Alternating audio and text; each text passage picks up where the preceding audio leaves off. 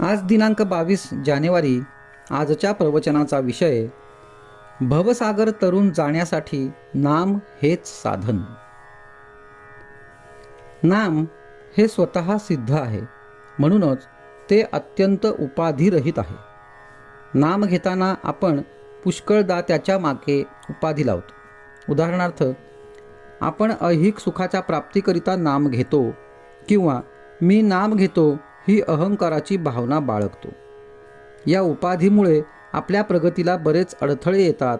म्हणून नामाकरिताच नामस्मरण करावे आणि तेही सद्गुरूच आपल्याकडून करवून घेतात या भावनेने करावे. त्या योगाने अहंकार नष्ट होऊन शरणागती येईल. शरणागती यायला रामनाम हाच रामबाण उपाय आहे, तो आपण करावा.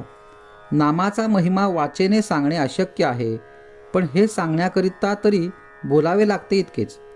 मनुष्य प्राणी भवसागरात गटांगळ्या खातो आहे.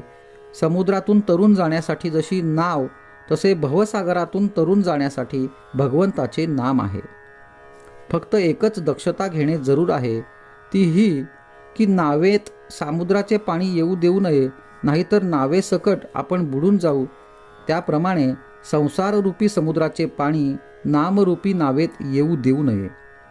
म्हणजे कोणत्याही प्रापंचिक अडचणीमुळे नामात व्यत्यय येऊ देऊ नये. तसेच नामाचा उपयोग संसारातल्या अडचणी दूर होण्याकरिता व्हावा, ही बुद्धी न ठेवता नामाकरिताच नाम घ्यावे.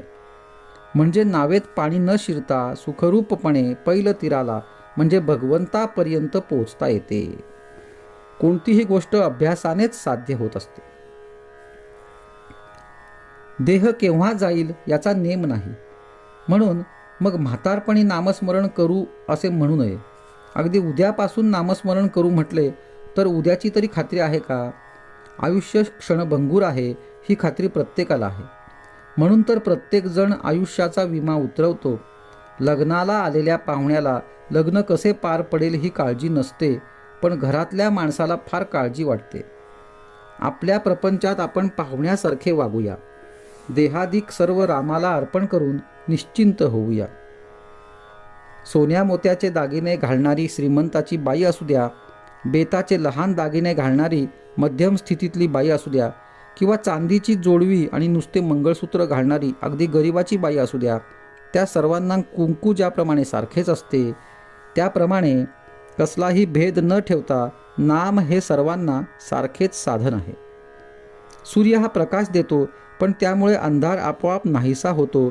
तसेच नाम हे भगवंताचे प्रेम वाढविते. मग आपले दोष आपोआपच नाहीसे होतात. भगवंताचे अस्तित्व आपल्याला जास्त पटत चालले किंवा भगवंताच्या कर्तृत्वाची साक्ष जास्त जास्त अनुभवास येऊ लागली की परमार्थामध्ये आपली प्रगती झाली असे समजावे. आजचा सुविचार.